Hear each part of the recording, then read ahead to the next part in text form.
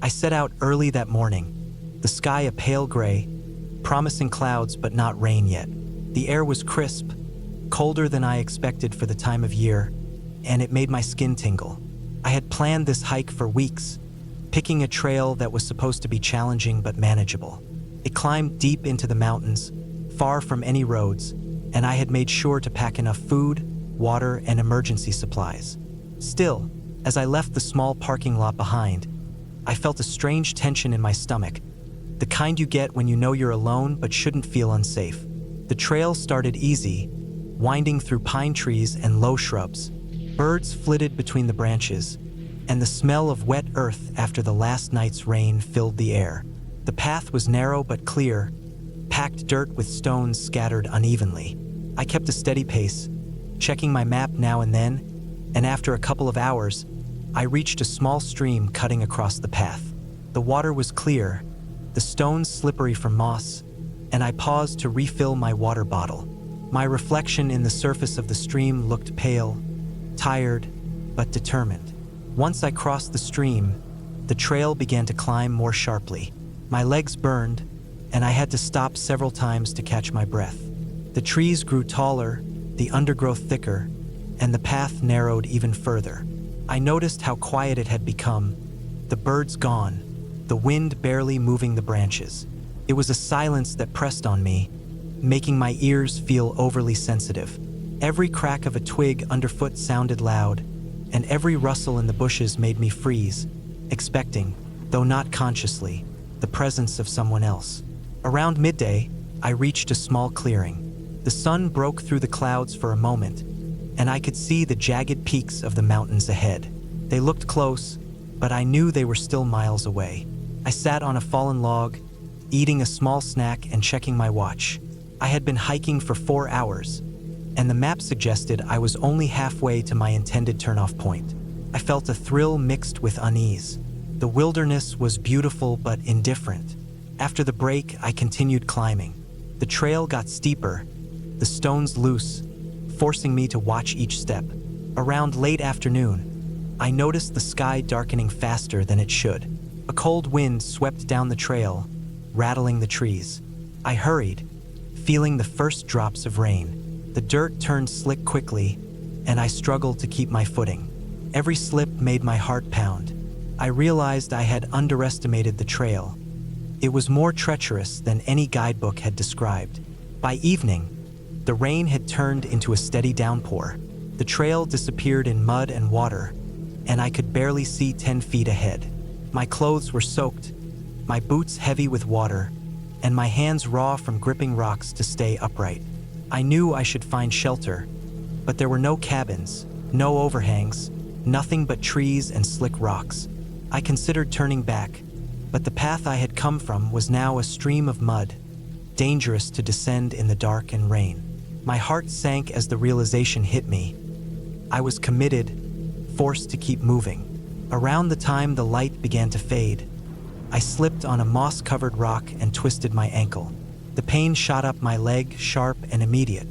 I fell hard, scraping my hands and knee against rough stone. For a moment, I thought I might not be able to continue.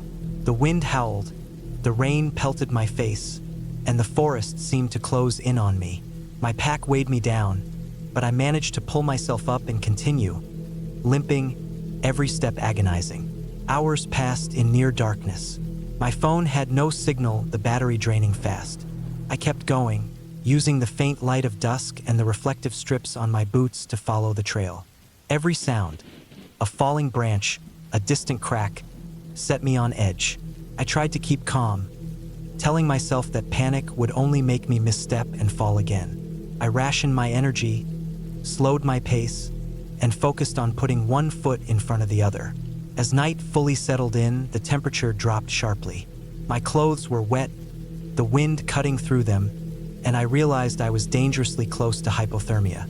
I needed to find shelter, any kind of protection. I spotted a cluster of larger trees that formed a sort of natural alcove against the wind. The ground was muddy, but I huddled there, curling up as tightly as I could, trying to conserve warmth. I knew staying put was safer than continuing to stumble blindly through the rain and dark. I wrapped my jacket and anything I could around myself, shivering uncontrollably. Through the night, the wind screamed and the rain hammered down. I barely slept, half-conscious, ears straining for any sound that could guide or warn me. I kept my phone close, hoping for a miracle signal. My mind went through every possible scenario. Slipping off the trail, spraining my ankle worse, being stuck there until morning. I focused on slow, steady breathing to keep panic at bay. Morning came gray and cold.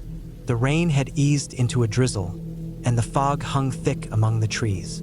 My ankle was swollen, but I forced myself to move. I could not stay in one place indefinitely. I used my trekking poles and the trees to support myself as I limped forward. Visibility was low, but I recognized landmarks I had passed the previous day. Every step was slow, careful, painful, but it allowed me to regain some momentum. By late morning, I stumbled upon a small abandoned logging path, a faint track cutting across the mountainside.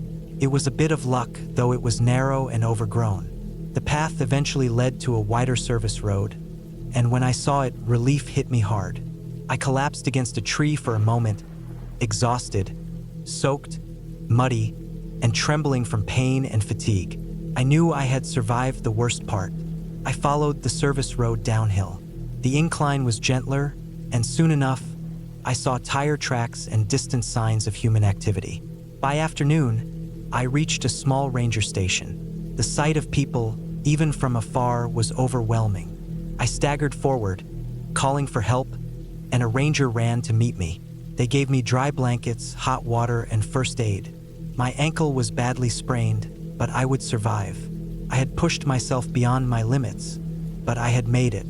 Later, wrapped in dry clothes and sitting in the warmth of the ranger station, I reflected on what had happened. The hike had been more dangerous than I could have imagined.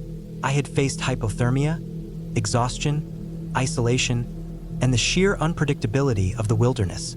But I had survived by staying calm, conserving energy, and paying attention to the environment.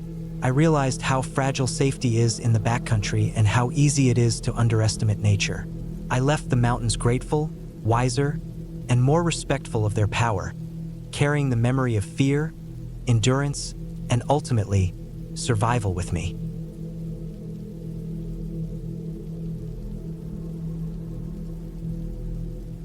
I had planned this hike for weeks, carefully studying maps, weather reports, and terrain. It was late spring. The snow had mostly melted in the mountains, and the trail I chose promised a solitude I craved. I had done long hikes before, but this one was different. It was in a remote area, with minimal foot traffic and limited cell service. The trailhead was tucked away behind a narrow dirt road that twisted through dense forest. My car rattled over rocks and potholes, and I parked near a small clearing that smelled sharply of pine and damp earth. As I stepped out, the air hit me cold and clean, but with a subtle scent of something decaying farther up the mountain. I shook off the uneasy feeling and tightened my backpack straps. My supplies were basic: water, granola bars, a map, compass, first aid kit, flashlight, extra batteries, a jacket, and a small emergency blanket. I did not carry a satellite phone, thinking it unnecessary. I was confident, experienced, and careful. The first few miles were serene. The forest was alive with birdsong, the occasional rustle of small animals in the underbrush, and the sound of my own boots crunching on the trail. The path climbed steadily, sometimes steeply, through thick stands of spruce and fir. The soil was soft in patches, littered with pine needles and fallen branches. I passed small streams where the water trickled clear and cold, stopping occasionally to refill my bottle. Sunlight dappled the forest floor, creating patterns that danced as the wind moved the trees. I took note of landmarks as I went, careful not to rely solely on the trail markers, which could be damaged or missing. By midday, I had reached a small plateau. The trail here narrowed, flanked by dense underbrush, and a rocky outcrop offered a view of the valley below. I sat on a flat boulder, pulling out my granola bar, and let the quiet of the mountains settle over me. The wind was cool, brushing against my face, and I felt an odd mix of peace and tension. The solitude was comforting, but the remoteness reminded me how small I was compared to the vastness around me. I drank water slowly, careful not to gulp too fast and upset my stomach, and then packed up to continue. The next section of the trail was steep and treacherous. Loose rocks and roots made footing uncertain. My pace slowed as I navigated around large boulders and over fallen logs. At one point, I slipped on wet moss and landed hard on my knee, sending a sharp pain up my leg. I breathed through it, checked for injury, and cautiously stood, testing the ground before taking another step. I reminded myself to stay alert. The trail could be unforgiving. As the afternoon wore on, the sun moved lower, casting longer shadows through the forest.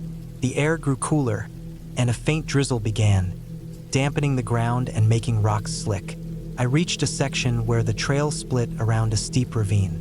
One path hugged the cliffside, narrow and exposed, with a sheer drop to the rocks below. The other descended into a small valley with a creek, then looped back up further along the ridge. I chose the valley path, thinking it safer, but the forest here was thick, almost claustrophobic. Moss-covered rocks made footing uncertain, and the creek occasionally overflowed onto the trail, turning soil to slippery mud. My boots left deep prints, and each step required concentration. I felt a constant underlying tension, knowing that a simple misstep could lead to serious injury. Around late afternoon, the rain picked up.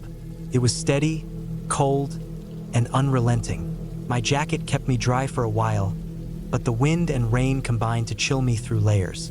I pulled out my flashlight, expecting dusk soon, and pressed on. Visibility dropped. The forest darkened and blurred. Every sound seemed amplified: the drip of water from branches, the distant snap of a branch breaking, the occasional rustle of leaves. My imagination, usually disciplined, began to trick me into thinking shadows moved unnaturally. I forced myself to focus, to follow the creek where the trail was more defined. After what felt like hours, I came to a log bridge spanning a section of the creek. The wood was slick with rain and moss, the supports old and rotting. My heart sank at the thought of crossing it, but there was no alternative. I tested each plank with my foot before stepping fully, moving slowly, gripping my backpack straps tightly for balance. Halfway across, a plank cracked beneath me. I froze, heart racing, but it held enough to support my weight. I stepped carefully the rest of the way, feeling relief flood me once I reached solid ground. I paused, hands on my knees, and reminded myself to breathe. As night fell, the forest became oppressive. The drizzle turned to heavier rain, soaking my clothing and chilling me further. I realized I had miscalculated the timing. I was nowhere near a safe camping spot. I had hoped to reach a clearing I had marked on the map, but it seemed farther than expected. Panic, small at first, started to grow.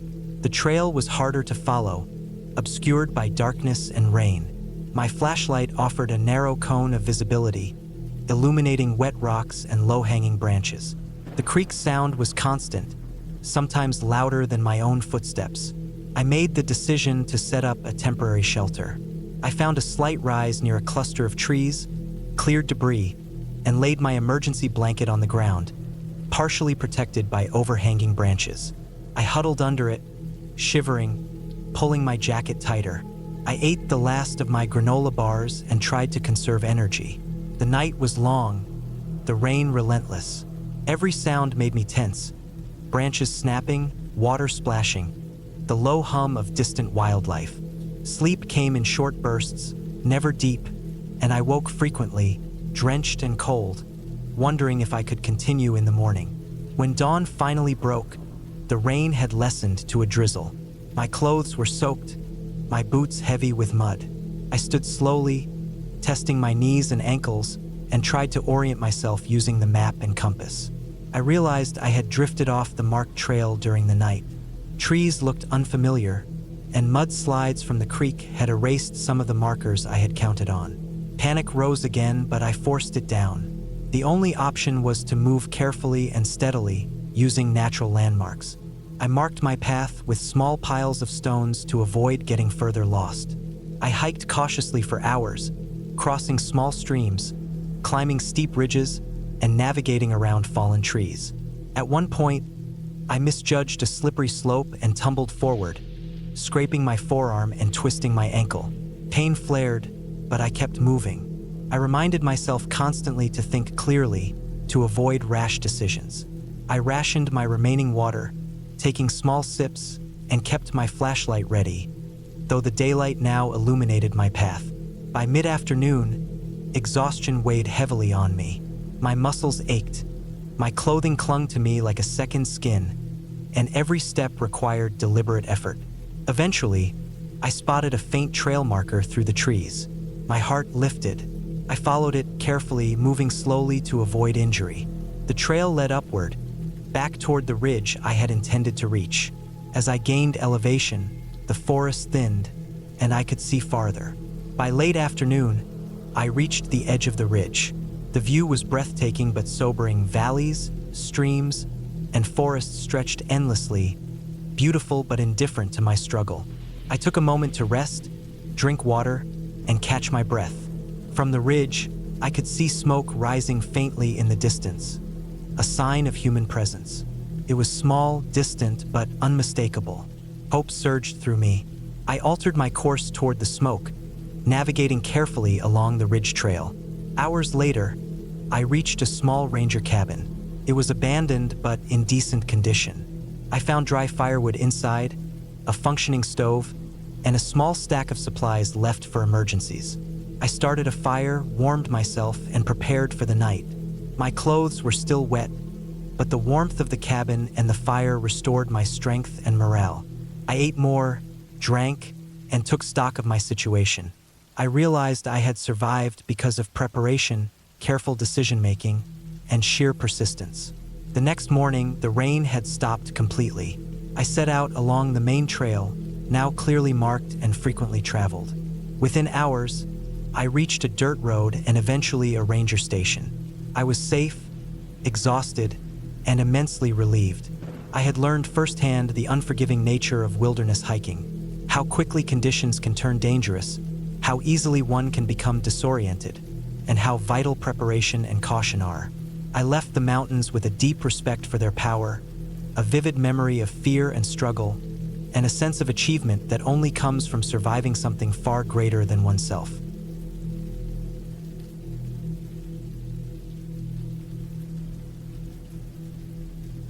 I had been planning this hike for months, going over maps, gear lists, and weather reports with a meticulous attention to detail that I usually reserved for work projects. The trail I chose was remote and less traveled, a ridge that cut through a forested mountain range known for its steep cliffs, dense underbrush, and occasional wildlife sightings. I wanted a challenge, something that would test endurance, navigation skills, and mental toughness.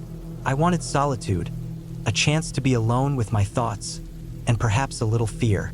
Fear, I had realized, sharpened perception and made every sound, every movement carry significance. I started early, just before sunrise.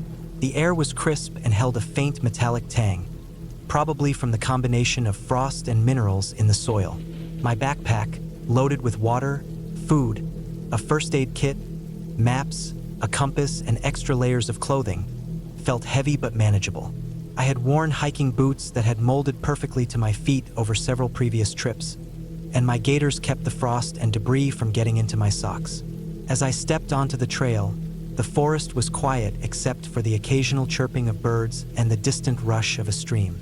The trailhead was marked by a small wooden sign, weathered and nearly illegible, warning hikers of sudden weather changes, rough terrain, and bears in the area.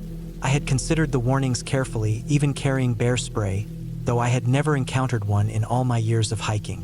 The first few hours were routine. I moved steadily, noting the shape of the trees, the pattern of the moss on rocks, the way the sun filtered through branches. I followed the map, occasionally checking the compass to ensure my bearings were correct. My legs ached slightly from the initial incline, and the weight of my pack was constant but bearable. By mid-morning, I had reached a section of the trail that ran along the edge of a steep slope. The soil was loose, and a misstep could send me tumbling down several hundred feet. I slowed my pace, planting each foot deliberately, gripping roots and rocks for support, and breathing steadily to keep from panicking. About an hour later, I came to a clearing where the trees thinned, and I could see the valley below. The sight was breathtaking. A patchwork of forests, rivers, and rock formations stretching for miles. I paused to drink some water and eat a small snack. The sun had risen fully now, and its warmth contrasted sharply with the coolness of the shaded trail. I checked my watch. I was still on schedule.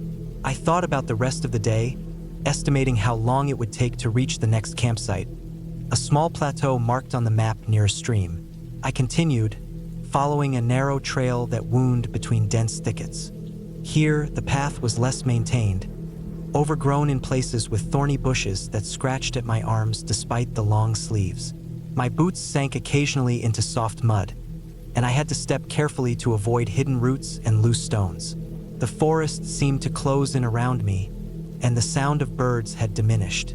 Only the occasional snap of a branch underfoot or the rustle of leaves in the wind broke the silence. I began to feel the first hints of unease, a subtle sense that I was alone in a vast and indifferent wilderness. Around midday, the terrain changed. The trail became rockier, and the incline grew steeper. I had to use my hands in some places to pull myself over ledges or steady myself on precarious steps. My muscles burned from exertion, and sweat dampened my shirt despite the cool air. The air smelled faintly of wet stone and decaying leaves. I felt a thrill mixed with apprehension. This was exactly what I had wanted, a physical challenge that required focus and careful movement. Then I noticed something unusual. The trail markers were missing for a stretch of several hundred feet. I had been following small painted blazes on trees, but here there was nothing. No signs, no blazes, no obvious path. I consulted my map and compass, trying to reconcile my position with the topography. According to my calculations, I was near the edge of a ridge that dropped sharply on one side. I could see part of the slope below, but the thick trees blocked my view of the valley floor. I moved cautiously, feeling the soil shift under my boots, aware that a single misstep could be disastrous. As I advanced slowly, I began to notice signs that I was not entirely alone in this part of the wilderness. Broken branches, footprints that looked too large for a deer, and disturbed undergrowth suggested some form of large animal had passed through recently. My mind went to possibilities: bears, mountain lions, or wild dogs. I made noise with my boots, careful not to provoke anything, keeping my eyes scanning for movement. The adrenaline I felt was palpable, my heart rate elevated beyond the physical exertion. I pressed on, keeping as close as possible to what I believed was the trail, using the compass to maintain a consistent bearing. The terrain was brutal, loose rocks, fallen logs, and sudden drops forced me to slow my pace dramatically. Each step required full attention. By late afternoon, the forest had grown darker, not from the time of day but from the density of the trees. Sunlight barely penetrated the canopy. My water supply was running low, and my stomach reminded me that I had eaten only a small snack hours earlier. I rationed what I had left, knowing I might be forced to spend more time in the forest than planned. I reached a particularly precarious section where the trail hugged a cliffside. The drop was sheer, and the only path forward was a narrow ledge barely wide enough for one boot. I moved slowly, feeling the edge with each step, balancing my pack to keep my center of gravity steady. Halfway across, my foot slipped slightly on loose gravel. I caught myself heart hammering and realized how easily a small mistake could be fatal. I took several deep breaths, scanning the path ahead and the slope below. There was no way to retreat safely. The cliff blocked any backward movement without risking a fall. I inched forward, careful with every movement. Then I heard it, a low, guttural growl. I froze. The sound came from above, somewhere in the dense trees, but it was unmistakable. My mind immediately considered the worst-case scenarios. Bears were the most likely culprits. I had my spray, but I knew that being cornered on this ledge with a bear was far from ideal. I made myself appear larger, waving my arms slowly to assert presence, though I remained crouched as much as possible on the ledge. The growl repeated, closer this time, accompanied by the crack of branches under weight. I realized the animal was descending toward the cliff edge, or at least moving through the trees parallel to me. I had to make a choice: move forward over unstable terrain or retreat along the ledge. Retreat meant risking a slip into the drop below. Moving forward meant confronting an unknown and potentially dangerous animal in an extremely confined space. I decided to move forward, calculating that momentum and controlled movement were safer than hesitation. I advanced slowly, gripping rocks and roots, my body tense, my breathing shallow. The growl followed me, echoing through the narrow canyon formed by the cliff and the ridge. Every nerve in my body was on high alert. After what felt like an eternity, I reached a wider section of the trail where I could stand more securely. I paused, listening. The growl had stopped, replaced by the distant rustling of leaves. I assumed the animal had either changed course or moved past me. My legs shook from exertion and fear. I drank the last of my water and ate the remaining snack to regain some strength. The sunlight was fading, and I realized that if I didn't find the campsite soon, I would be forced to navigate the treacherous terrain in near darkness. I pressed on. The trail eventually led to a plateau near a stream, just as the map had indicated. Relief washed over me. The site was small, with enough flat ground for a tent and a bit of open space for a fire. I quickly set up camp, careful to clear rocks and debris from the tent area. My hands were trembling from both fatigue and adrenaline. I collected some dry wood for a fire, stacking it near the tent but not too close, mindful of the risk of sparks. Once the fire was lit, the warmth and light brought a measure of comfort. I ate a simple meal from my pack and drank water from the stream after filtering it.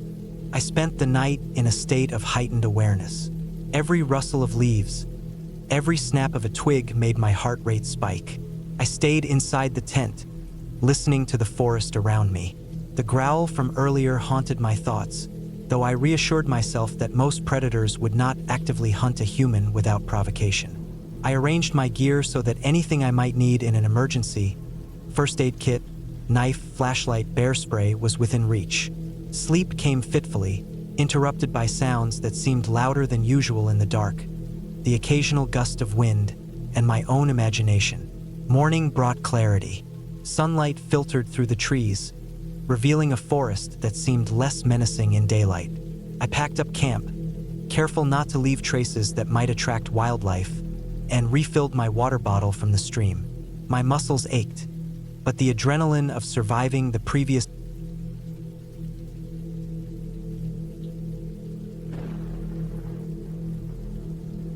I had been planning this hike for months, ever since I first saw the trail on a map in a small, dusty guidebook at a secondhand bookstore. It was called Black Pine Ridge, a remote section of the mountains that few people ventured into.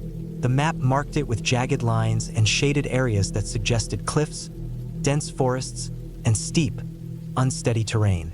The thought of being deep in the wilderness, alone with only the sounds of the wind and birds, appealed to me. I wanted isolation, and I wanted the challenge. I had no illusions about the trail being easy. It was supposed to be dangerous, and that was exactly why I wanted to tackle it. I set out on a crisp morning in late September. The air was cool but not yet cold, with a slight dampness that smelled of fallen leaves and the faint scent of pine resin. The sky was clear, a pale blue without a cloud in sight, and I felt a surge of energy as I strapped my backpack onto my shoulders. It was heavy with all the supplies I thought I would need: extra water, dehydrated meals, a first aid kit, a thick jacket, a compass, a map, a flashlight, spare batteries, and a few small tools. I checked the trailhead one last time, making sure my boots were laced tightly, my gloves in my pockets, and my hat snug on my head. I started walking. The first few miles were deceptively easy. The trail wound gently upward through scattered pine trees and over low, rocky outcrops. Birds flitted in and out of the branches.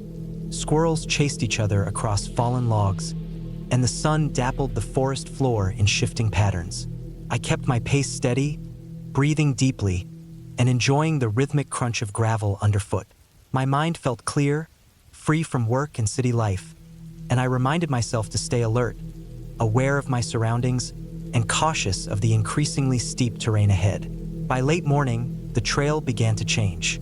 The trees grew closer together, and the canopy thickened so that sunlight filtered down in faint, green-tinted shafts. Roots twisted across the path, and loose stones made footing uncertain. My pack felt heavier now, and sweat dampened my shirt despite the cool air. I paused to take a drink of water and to rest my shoulders.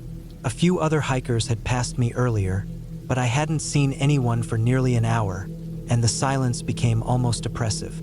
I reminded myself that part of hiking alone was embracing that quiet, but still, there was an edge to it, a tension I couldn't quite shake.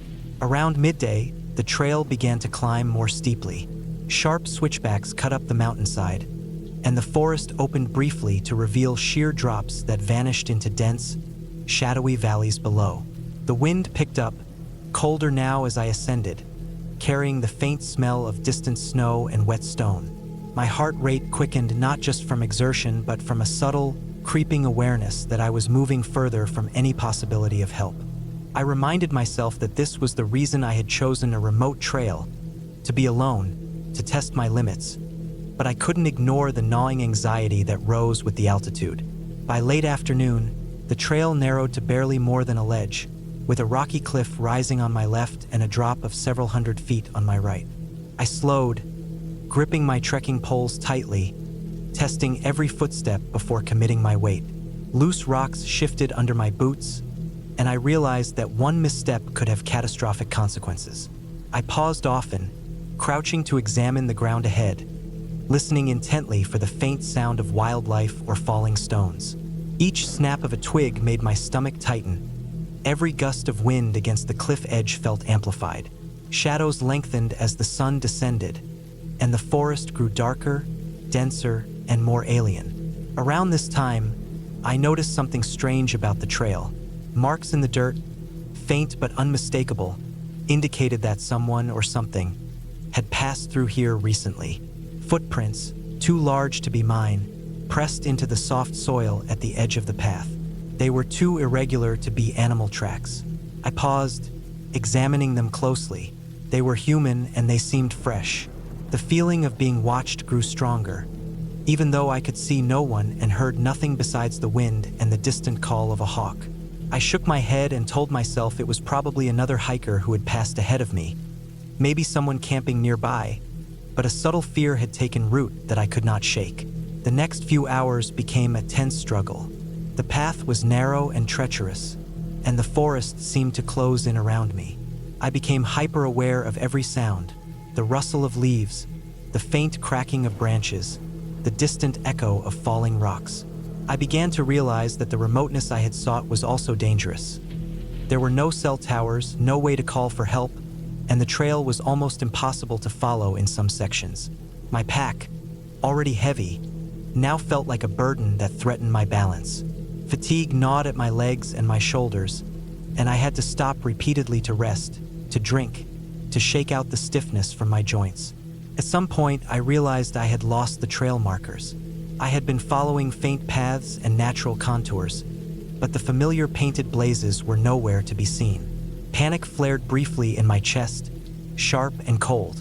I reminded myself to stay calm, to rely on my map and compass, and to make rational decisions.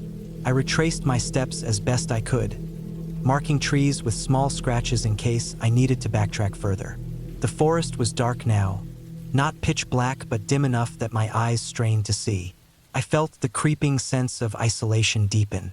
I was alone, completely exposed, and completely responsible for my own safety. I found a small outcropping that offered a flat area to rest.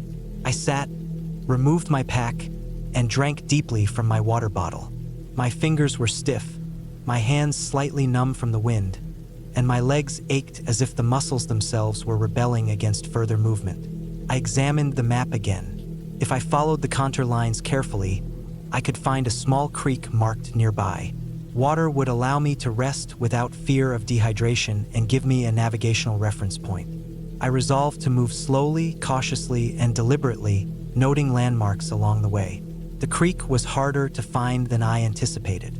I had to descend carefully, feeling with my trekking poles for stable ground, testing each rock before placing my weight.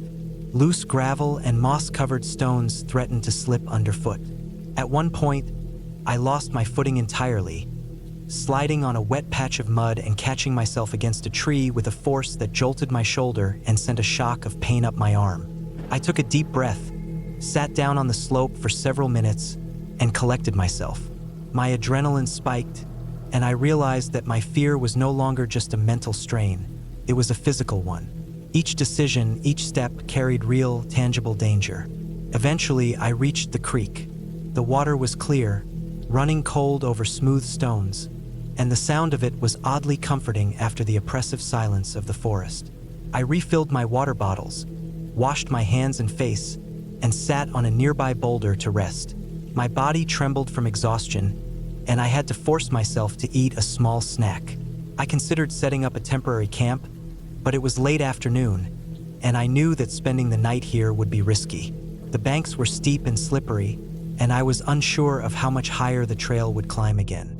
I resolved to keep moving, cautiously following the creek downstream to find a safer path or perhaps a clearer trail marker. Hours passed as I followed the water, moving slowly and deliberately. Twilight faded into dusk, and shadows stretched long across the creek. Rocks became slicker, and the forest seemed to close in more tightly. At one point, I lost sight of the creek entirely, and the sound of running water became faint, almost swallowed by the wind and trees. Panic rose briefly again, but I forced myself to focus. I looked for any sign of the trail: broken branches, faint blazes, changes in vegetation, anything that could guide me. My stomach churned with anxiety, but I reminded myself that I had survived difficult hikes before, and that careful observation and persistence were my allies. It was well after dark when I finally saw the outline of what looked like an old maintenance path. It was narrow, overgrown, and barely visible, but the straightness of it suggested human design rather than natural formation. I approached cautiously, testing the ground with my poles and moving slowly. Relief surged as I realized this could lead me back to the main trail. My legs were stiff and my feet sore, but I felt a spark of hope. I followed the path, mindful of every step, alert to every sound, ready for loose stones or sudden dips. The path eventually led me to a wider trail I recognized from the map. Relief washed over me in a wave so strong that I almost laughed aloud. I knew where I was, and I knew how to reach the nearest ranger station marked several miles ahead. My pace quickened, driven by exhaustion but also by the sense of security that came from finding the familiar. The forest was still dark, but I felt grounded again, guided by landmarks and the mental map I had memorized. It took several more hours of careful, slow hiking.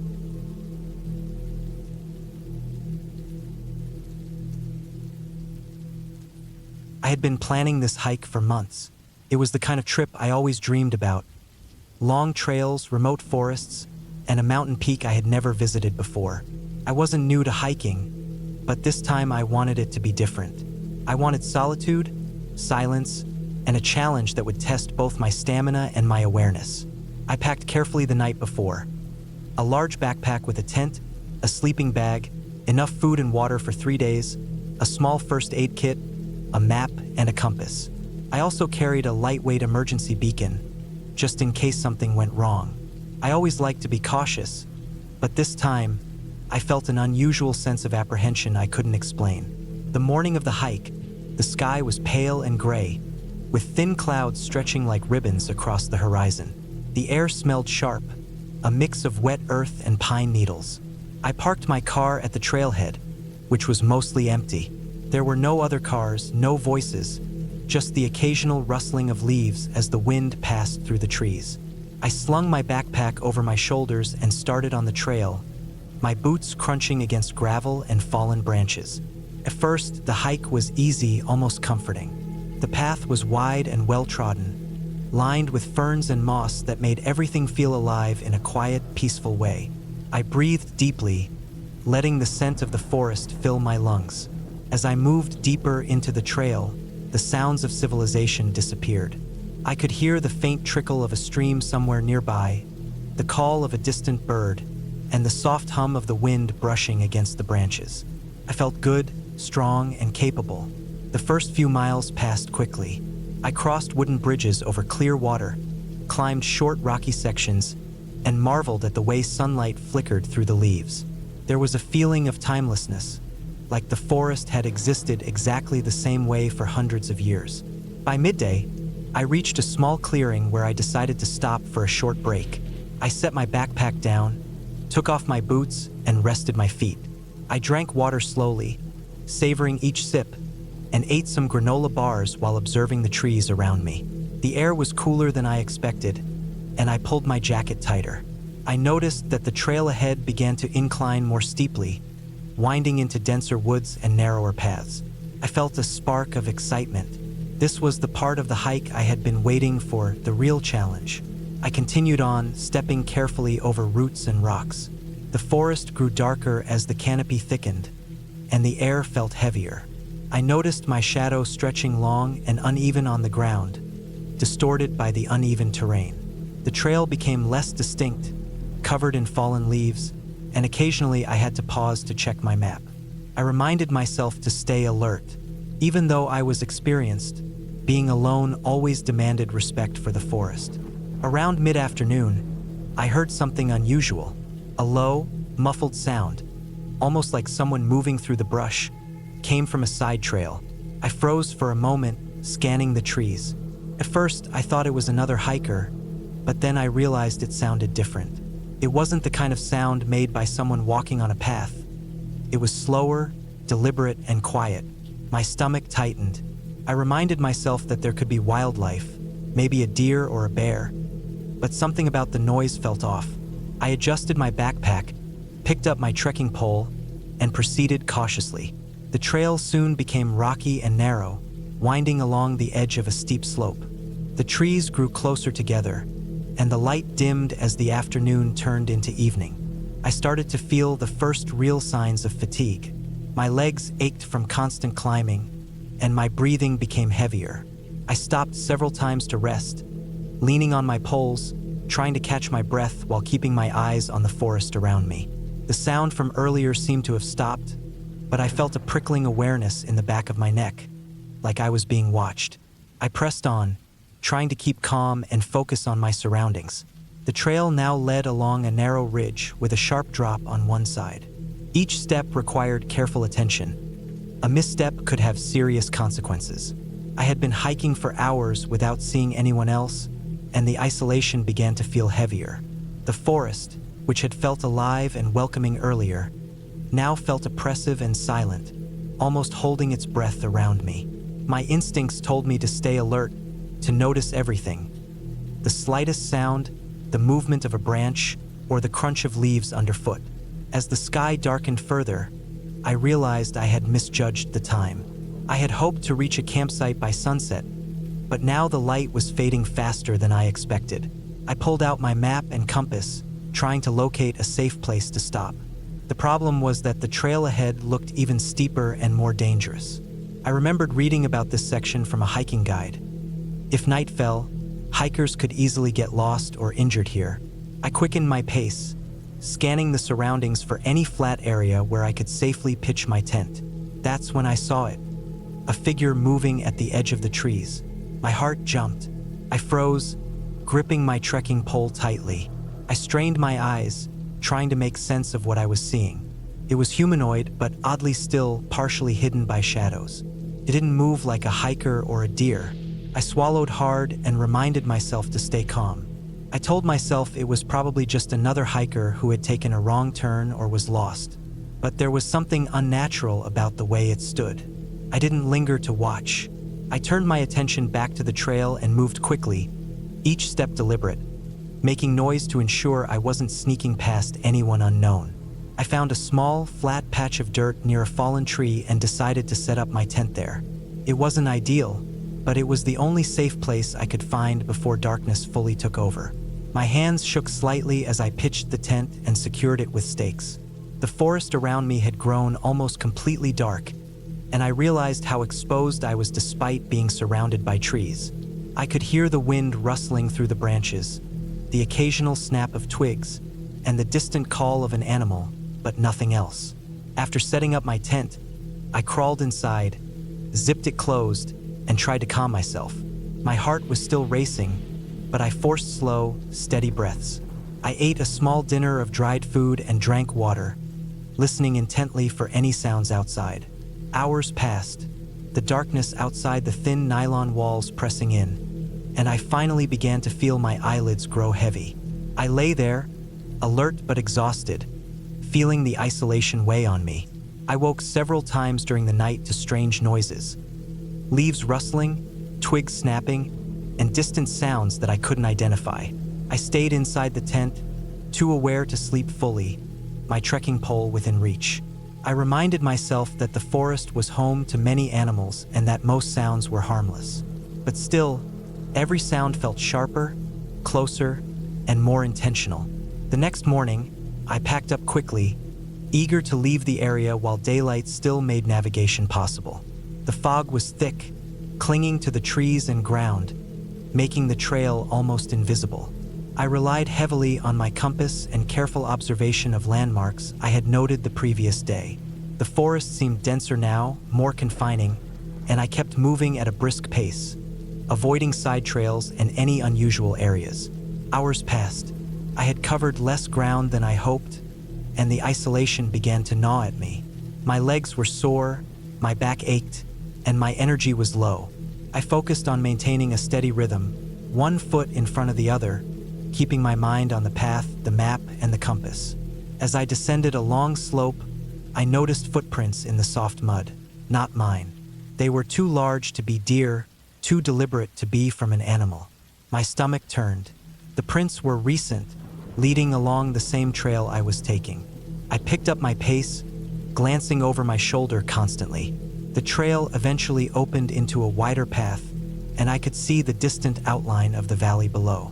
Relief surged through me. The wider trail was used more often, and I knew that if I kept following it, I would eventually reach a road and safety. I moved carefully but steadily, scanning the forest around me. My exhaustion and fear had built to a point where every small sound made me tense. I kept telling myself to focus, to avoid panic, and to maintain control. Finally, late in the afternoon, I emerged from the dense forest onto a gravel road. The sight of the road, faintly visible through trees, made my chest ache with relief. I could hear the faint hum of a distant car engine and see the sunlight glinting off the metal of a passing vehicle. I walked quickly along the road, waving at the car, and within minutes, I was safe, heading back towards civilization. The forest had felt alive with both beauty and threat, and the memory of the isolated, tense night remained vivid in my mind. Even after I reached my car and started driving home, I couldn't shake the feeling of being watched, the sensation of isolation, and the adrenaline that had kept me alive. The hike had been challenging, more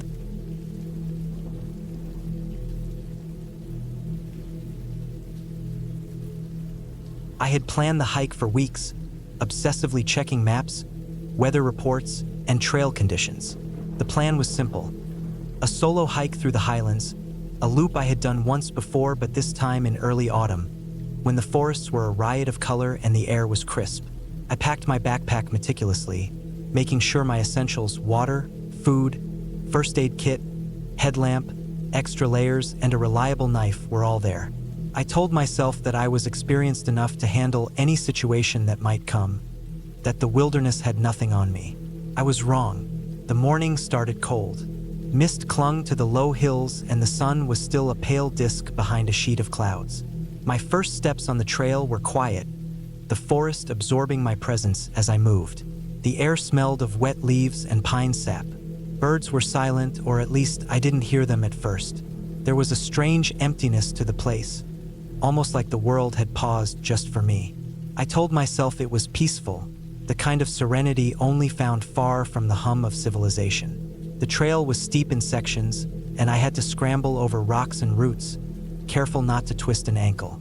My boots were laced tight, but even with good footing, the wet leaves made some slopes treacherous. I passed through clusters of birch trees, their white bark standing out against the darker greens of fir and spruce. I noticed small animals darting away at my approach. A squirrel, a chipmunk, but nothing that seemed significant. As I moved higher, the mist thickened. The trail became less defined, a series of rocks and faint tracks through the underbrush. I checked my map frequently, making sure I was still on the route.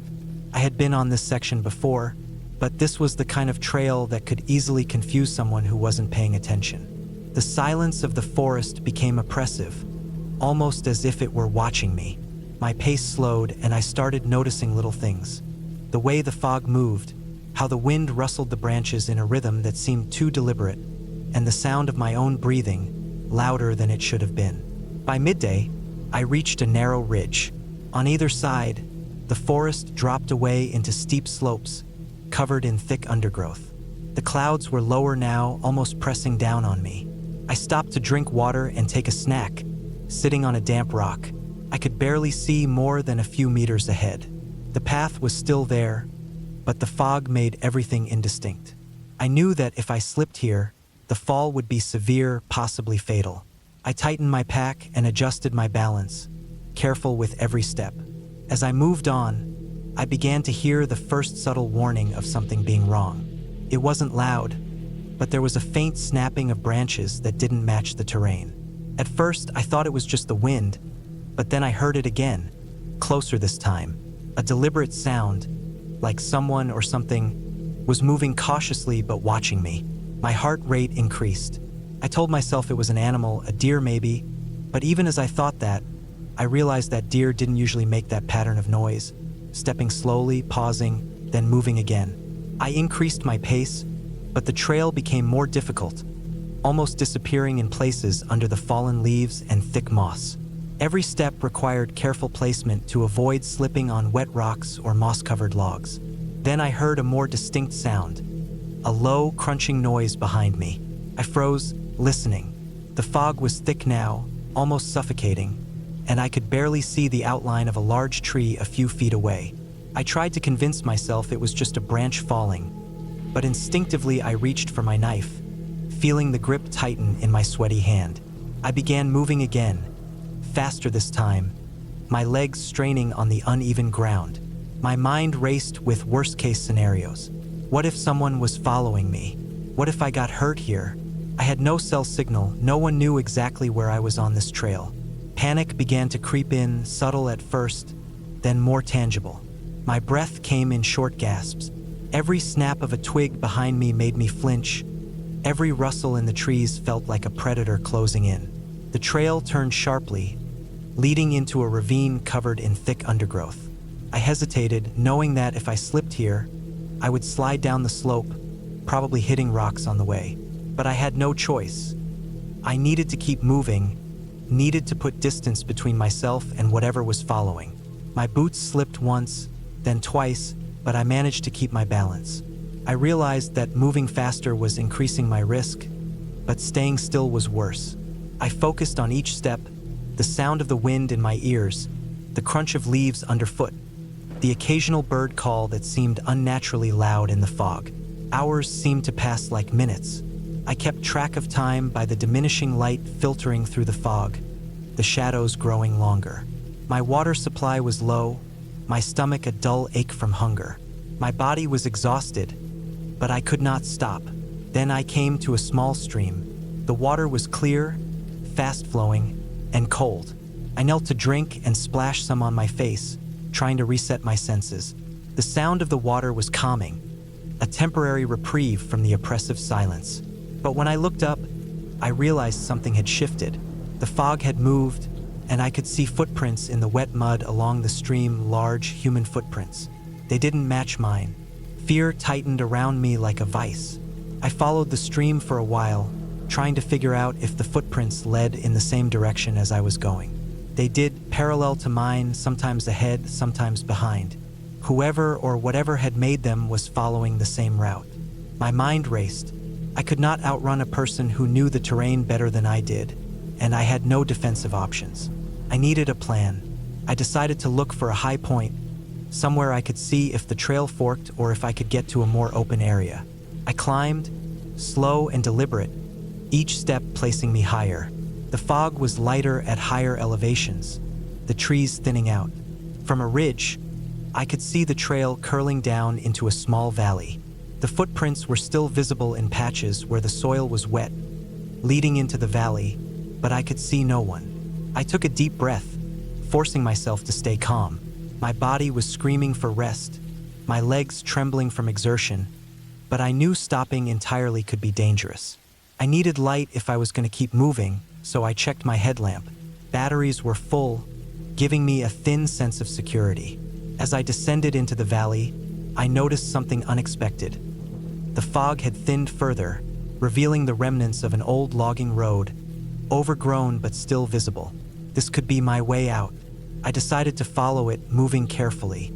My legs were stiff, my back aching from carrying the pack for so long. My water bottle was almost empty. The trail was uneven, with loose rocks and deep mud pockets, but it was clear enough to follow without constant map checks. By late afternoon, I spotted a small, abandoned cabin along the road, its wood weathered and gray. It looked unsafe structurally, but I approached it cautiously, thinking of using it as a temporary shelter to regain strength and assess my situation. The door hung on one hinge, and the inside was damp and musty. I decided not to go in fully, just enough to rest my pack against the wall and sit on the threshold.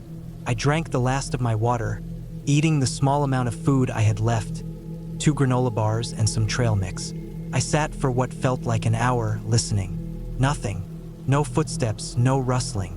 Just the wind through the broken windows and the distant sound of water trickling in the valley. As night fell, I realized I had a decision to make. The trail continued, but navigating in darkness would be risky. I checked my compass and map. If I moved carefully along the old logging road, I could reach a main trail that connected to the valley road where I had parked my car. It was far, maybe 10 kilometers, but it was manageable if I paced myself and stayed alert. I packed up my things, slinging the backpack over my shoulders, and started moving. The night was cold, the fog still hanging in low pockets, creating shadows that played tricks on my eyes. Every sound was magnified: the snap of a twig, the scurrying of a small animal, the distant drip of water. I forced myself to breathe evenly, focusing on each step, keeping a mental count of every landmark. The abandoned cabin disappeared behind me, swallowed by darkness and fog. I moved slowly but steadily, using my headlamp to illuminate the path, the beam cutting through the mist like a narrow slice of clarity in the endless gray. Hours passed. I stumbled once, catching myself on a tree trunk. My legs ached, my fingers were numb, and my throat was parched. But then, in the distance, I saw a faint glow. At first, I thought it might be a reflection off the fog, but as I approached, I realized it was a vehicle's headlights on the valley road. My heart leapt with relief. I moved faster, calling out, hoping someone would hear me. When I reached the road, a park ranger vehicle stopped.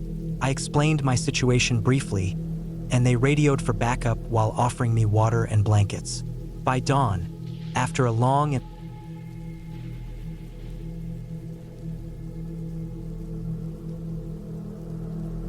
I had been planning this hike for months. It wasn't just any trail I wanted to conquer. It was a remote path in the northern reaches of the Appalachian Mountains, one that few people attempted and even fewer completed in a single day. I had prepared meticulously. My pack was heavy but organized, with water, high-energy foods, a first aid kit, extra clothing layers, a headlamp, maps, compass, a small multi-tool, and even a lightweight tarp in case the weather turned. I had studied the route over and over, memorizing landmarks, distance markers, elevation changes, and potential hazards. I had read about the area extensively, noting that wildlife encounters were common, and that the trail had some narrow ridges, unstable rocks, and steep declines. I felt confident. That confidence, I would learn, was both my shield and my downfall. I began early, long before sunrise. The air was crisp, sharp with the scent of pine and damp soil. The forest was dark and quiet, except for the occasional rustle of leaves as a squirrel or deer moved in the underbrush. I had hiked in solitude before, but there was a different kind of weight when the trail was completely mine, unbroken by the chatter or laughter of other hikers. My boots crunched over a mix of fallen leaves and broken branches, each step sending a tiny echo into the stillness. Mist lingered between the trees, thick enough that it blurred the shapes and depth of the forest, making every step a cautious decision. My heart was steady, my mind clear, until the first warning sign appeared.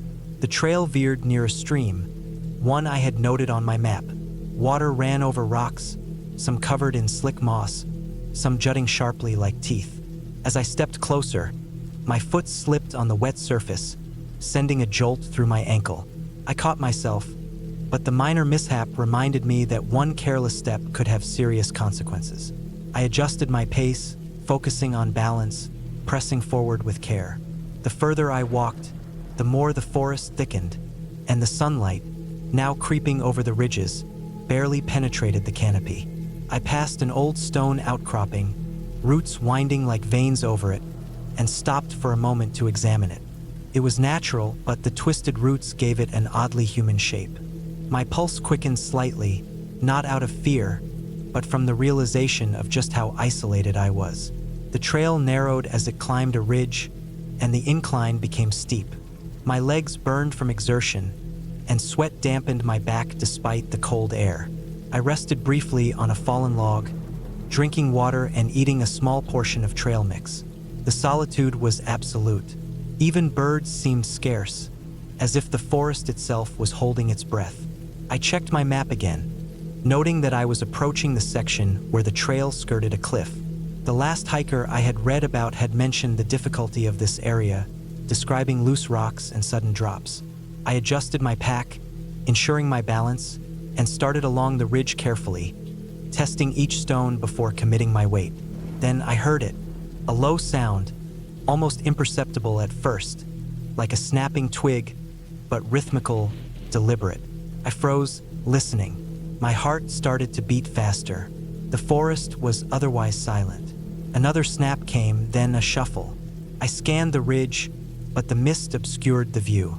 I told myself it was likely an animal, a deer, maybe a bear, but the sound of movement seemed too steady, too deliberate to belong to anything I knew. I gripped the strap of my pack, and my headlamp, which I had turned on just in case, illuminated a small radius of trees. Nothing moved, yet the sound continued, creeping along the ridge in a pattern that mirrored my own movements. I quickened my pace, hoping to put distance between myself and whatever was there, but the sound adjusted, maintaining pace with me. The path became treacherous.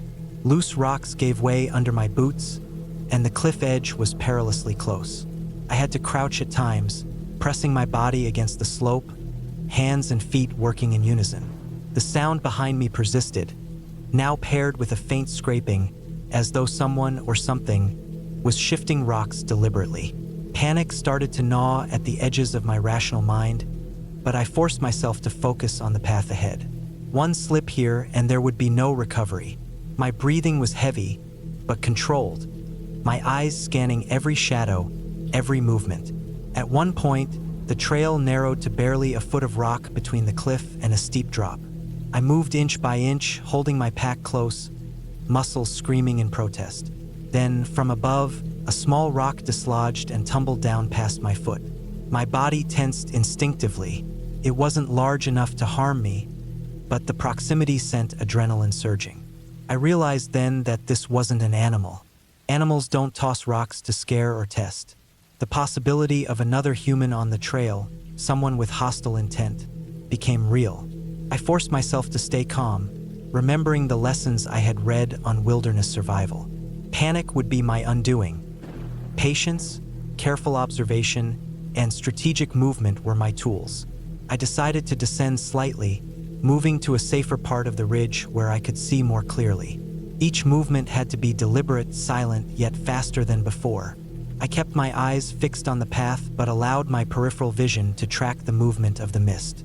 The snapping sounds had stopped, replaced by silence that was even more unsettling. I forced myself to breathe slowly, forcing the fear into the background, calculating my options. I knew this section of the trail ended in a clearing, where I could potentially see whoever or whatever was following me. I kept moving, careful not to make sudden noises, but alert for any hint of presence behind me. The clearing came into view as the trail bent slightly. I paused just before stepping out, scanning the area. It was empty. The mist had lifted slightly with the rising sun, and no human figure appeared.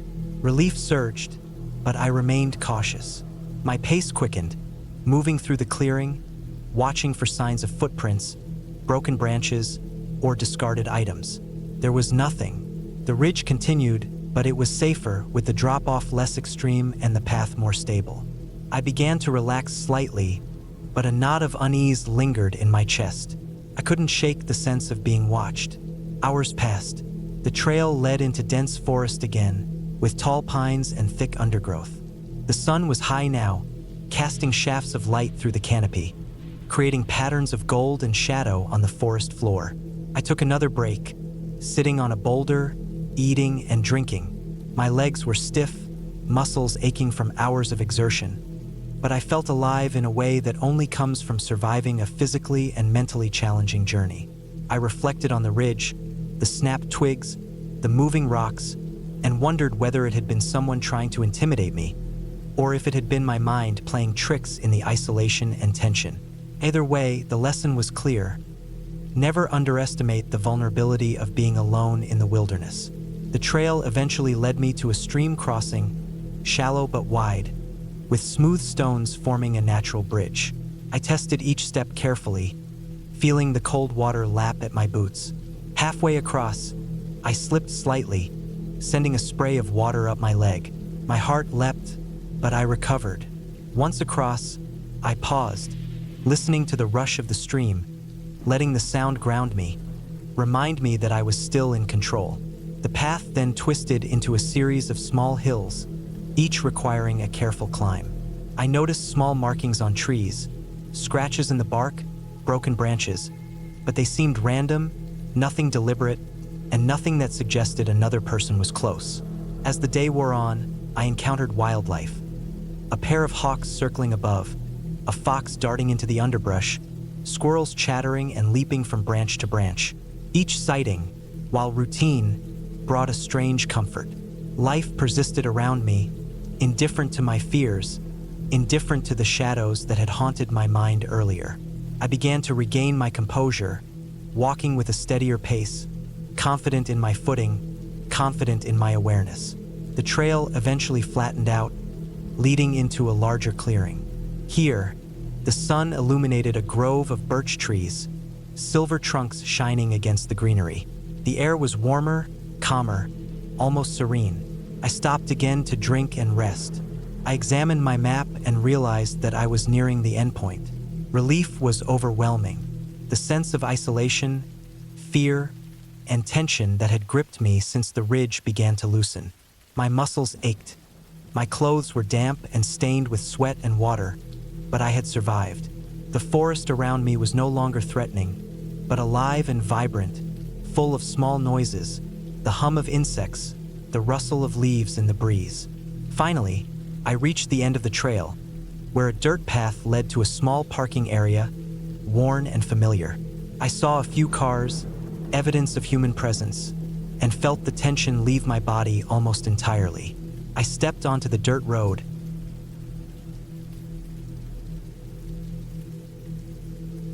I had been planning this hike for months, poring over maps and guidebooks, checking weather forecasts, and carefully selecting the gear I thought I would need. I wanted to go deep into the mountains, far away from any trail that would have other hikers. I wanted solitude and challenge, and I thought I could handle it. My plan was simple. Start early, hike for a few days along a ridge that few people ever touched, camp in natural clearings, and come back before sunset on the last day. I had done hikes before, nothing like this, but I thought I was prepared. The morning of the hike, I woke before sunrise, packed my backpack with essentials. A tent, sleeping bag, water filters, dehydrated food, extra clothes, first aid supplies, a map, a compass, a headlamp, and a small folding stove. I made sure everything was balanced, my bag heavy but manageable. I left my phone in airplane mode, just in case I was out of range for days. There was something freeing about the idea of being completely alone, away from anyone I knew. The first few miles were easy, the trail well-trodden, sunlight spilling through the trees, the smell of pine thick in the air. I felt good, strong, even eager.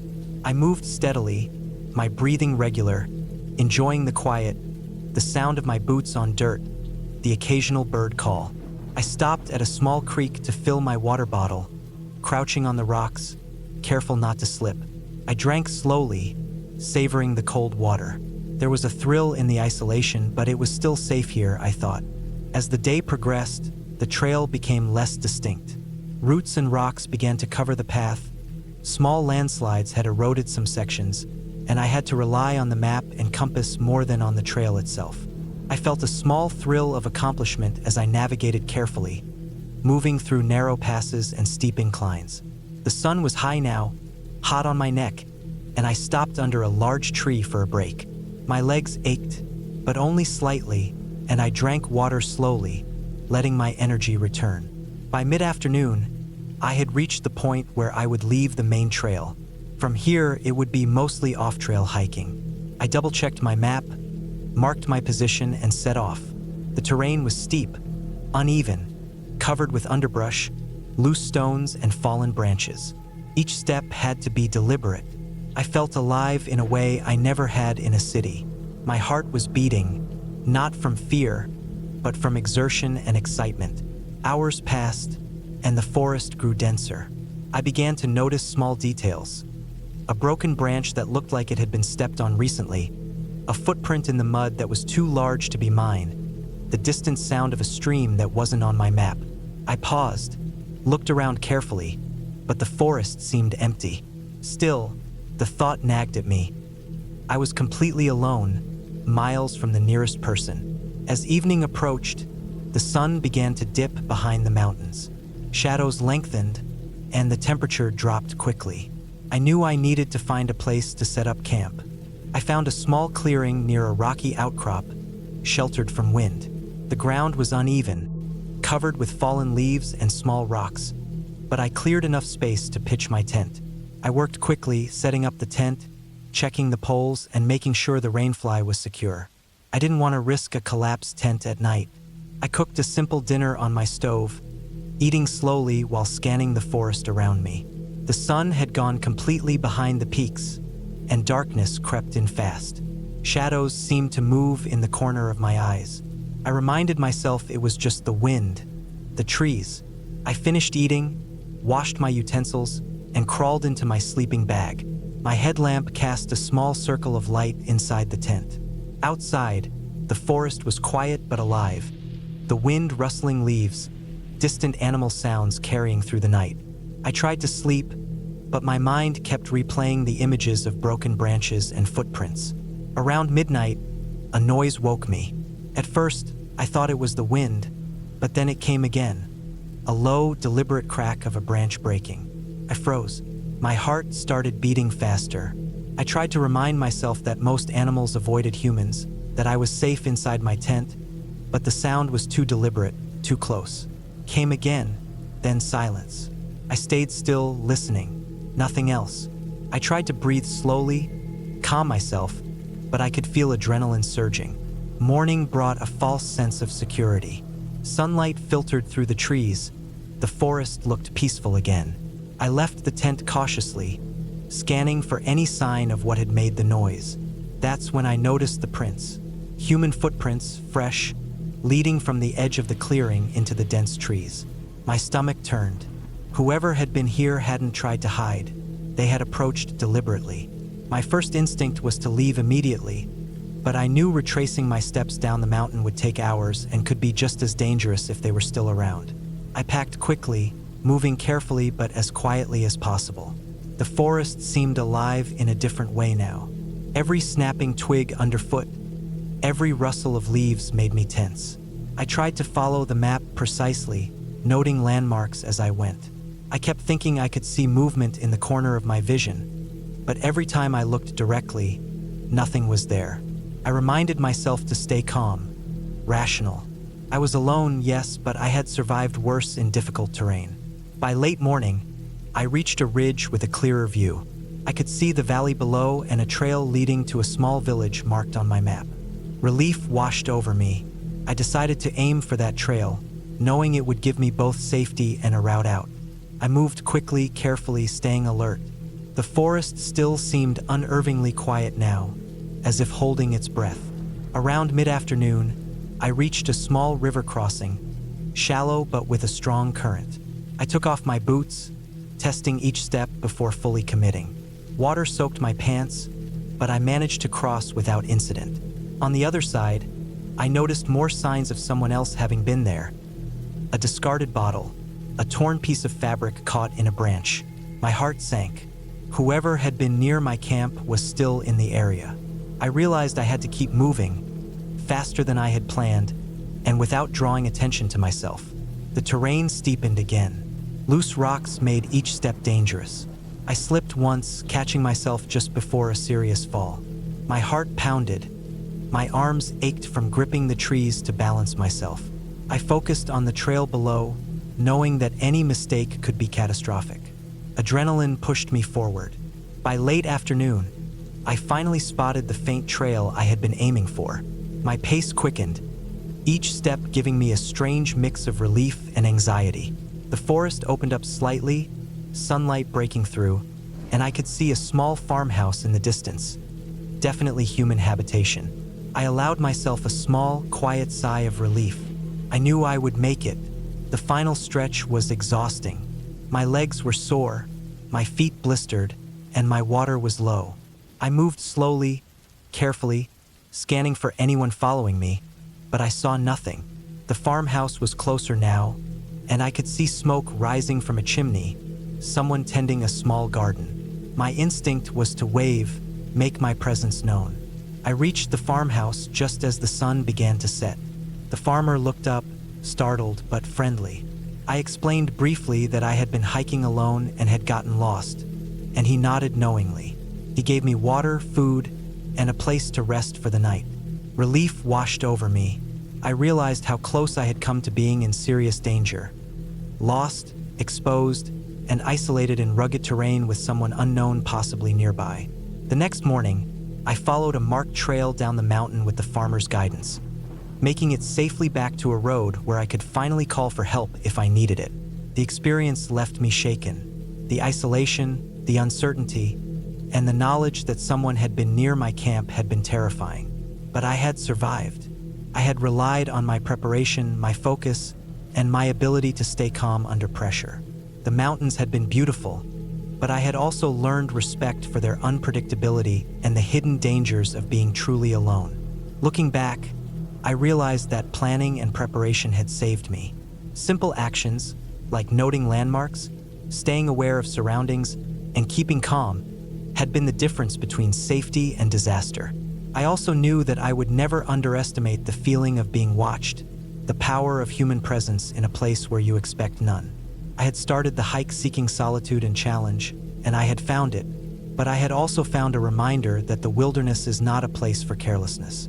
I carried that lesson with me, deeply aware that being alive, unharmed, and finally back among people was something to be grateful for every day.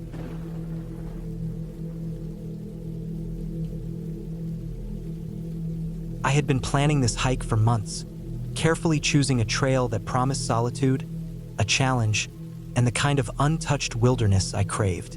I had been hiking for years, but this particular route was less frequented and harder to navigate. I had read the trail description countless times, memorized the elevation changes, the river crossings, and the small lakes along the way. I packed meticulously, making sure I had enough water, food, first aid, and even an emergency sleeping bag in case things went wrong. Despite all this preparation, nothing could have fully prepared me for what actually happened. I started my hike in the early morning, just as the sun began to creep over the mountain ridges.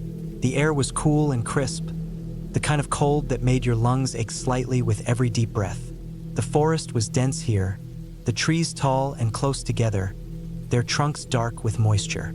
Fallen leaves covered the ground in a patchwork of reds, oranges, and browns, softening the sound of my steps.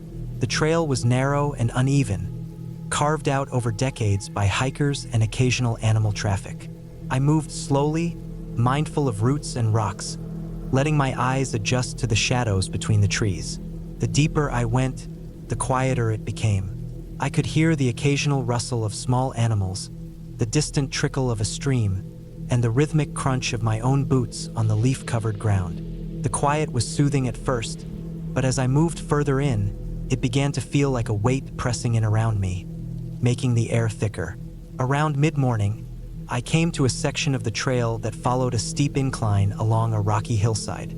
The ground was uneven, wet with morning dew, and I had to carefully choose each step to avoid slipping. I paused at several points to catch my breath and to take in the view. Valleys stretching endlessly, ridges layered in blue and green haze, and the occasional bird soaring high above.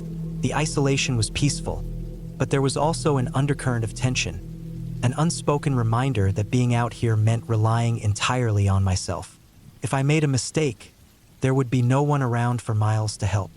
I checked my pack, adjusted the straps, and kept moving, reminding myself to stay calm and focused. By late morning, the trail descended toward a small river cutting through the forest. The sound of flowing water was louder now, a welcome relief from the silence of the trees.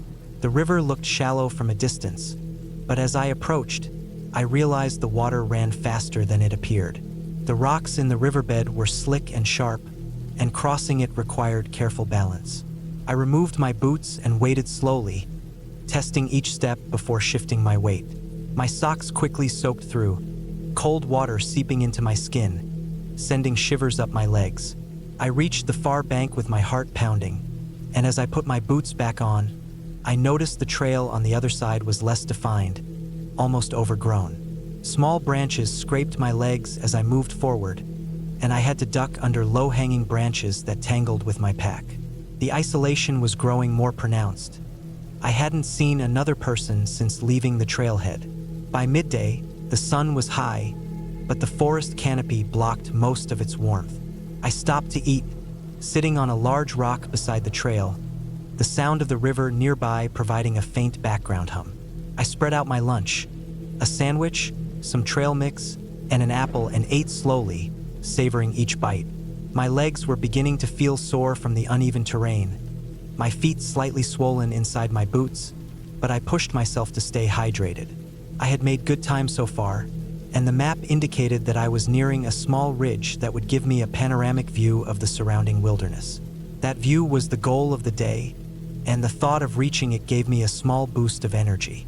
The climb to the ridge was steep and exhausting. I had to stop multiple times, leaning on my trekking poles, my muscles burning with exertion. The trail was rocky here, jagged stones jutting out like broken teeth, making each step precarious. I noticed that the forest started to thin slightly, sunlight breaking through the branches in narrow streaks. Birds flew overhead in small flocks, their calls echoing through the valley. I tried to focus on the beauty around me, but my mind kept drifting to practical concerns. Whether I had enough water, whether I could make it back before dark, whether I had prepared enough for any mishap. My heart rate was high, not just from exertion but also from a creeping sense of vulnerability. Being alone in this remote place meant any mistake could have serious consequences. I finally reached the ridge in the late afternoon, and the view was breathtaking. Mountains rolled out in every direction, their peaks fading into the distance like waves frozen in stone. Valleys dipped and curved, forests stretching endlessly, rivers winding like silver threads. I stood there for a long time, letting the wind cool my sweaty skin, feeling a sense of awe mixed with a deep, uneasy awareness of my isolation. I could see my path forward, a narrow trail cutting along the ridge, disappearing into a dense thicket of trees. I reminded myself to stay alert, to pace myself, and to conserve energy. I could not afford a misstep here. A fall on these slopes could be catastrophic. As I continued along the ridge, the trail became less clear. Roots snaked across it, and rocks jutted out unpredictably. I had to use my hands to steady myself, gripping tree trunks and boulders to maintain balance. The wind picked up, rustling the remaining leaves and adding an eerie undertone to the already tense environment. I moved cautiously, aware that one slip could result in a serious injury far from help. That awareness grew into a persistent tension in my chest, a mix of adrenaline and fear. I reminded myself to breathe, to take deliberate steps, to stay present in the moment. Each sound, the cracking of a branch underfoot, the distant call of a bird, the faint rush of a faraway waterfall, was magnified in the silence of the ridge. I reached a point where the trail seemed to vanish entirely. The map indicated I should continue in this direction, but the terrain had become increasingly dangerous. The slope dropped sharply on one side, the other side densely packed with undergrowth that made progress slow. I paused, scanning the area for the safest route, testing each foothold before moving. My heart raced as I realized just how exposed I was. A single misstep could send me tumbling down the slope. I started to feel a creeping sense of panic, the kind that builds slowly and insidiously when you are alone and aware of real danger. I reminded myself to stay calm, to think logically, and to prioritize safety over speed. I moved slowly, deliberately, one careful step at a time. Hours passed as I navigated the treacherous ridge, each movement requiring full attention. My legs were trembling, my arms sore from gripping rocks and branches, but I kept going, refusing to give up. I drank water sparingly, knowing that I needed to maintain energy and hydration for the return trip. By late afternoon, I found a small plateau, a flat stretch of ground barely large enough to stand on comfortably. I paused there, my chest heaving, and took stock of my situation. The sun was beginning to descend, casting long shadows across the valley. I realized I was further along the ridge than I had anticipated, and turning back now would be exhausting. Pushing forward seemed equally risky, but I decided to continue cautiously, hoping to find a safer descent point. The trail led into a dense stand of trees, the ground uneven and littered with loose rocks and fallen branches. I moved carefully, testing each step, the sense of isolation deepening with every footfall.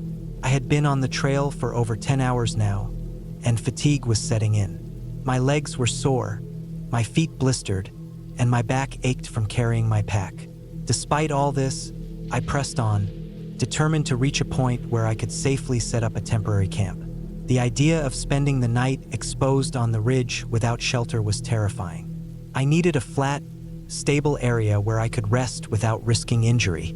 My mind ran through worst-case scenarios, each one more frightening than the last, but I forced myself to focus on the practical. Moving carefully, finding stable footing, conserving energy, and staying aware of my surroundings. Finally, as the light faded, I spotted a small grove of trees on a slight rise, flat enough to set up my emergency sleeping bag. I moved toward it cautiously, aware that even this small patch of stability was surrounded by potential hazards. I carefully laid down the sleeping bag, checked my supplies, and sat down heavily, feeling a profound sense of relief mixed with lingering fear. I knew I had survived the most dangerous part of the hike, but the night ahead would still be challenging. I used the last bit of daylight to examine the surrounding area, identifying potential dangers and planning my exit route for the morning. I made sure my pack was close, my water within reach, and my footing secure. I sat in the cold, damp ground, reflecting on the day, acknowledging the exhaustion in my body and the tension in my mind.